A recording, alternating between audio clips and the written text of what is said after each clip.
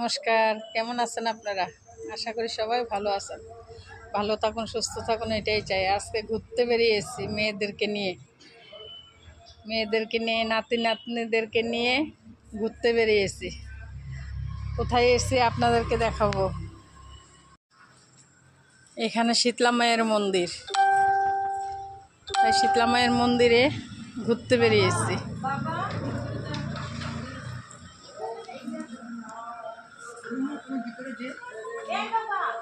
এই মূর্তিটা অনেক পুরনো, এটা মাটির তলায় থেকে পেয়েছে সবাই এখানে আসে, মায়ের কাছে প্রার্থনা করে, সবার মনোবাসনা পূর্ণ হয়। তাই আমরাও চলে আসলাম মায়ের কাছে। এইখানে ঠাকুর কর্তাও আছে এখনো। এখানে পূজা অর্চনা চলতেছে এখন। আমাদের ঠাকুর ভাইয়ে কালকে মহালয়া, তার জন্য পুজো হচ্ছে।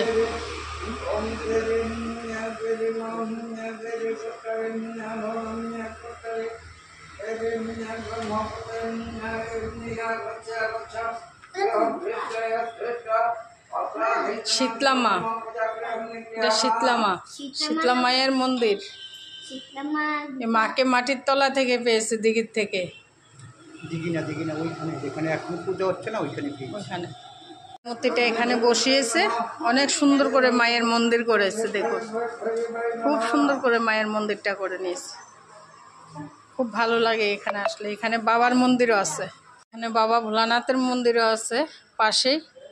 আপনারা চাইলে ঘুরতে আসতে পারেন। খুব সুন্দর জায়গা,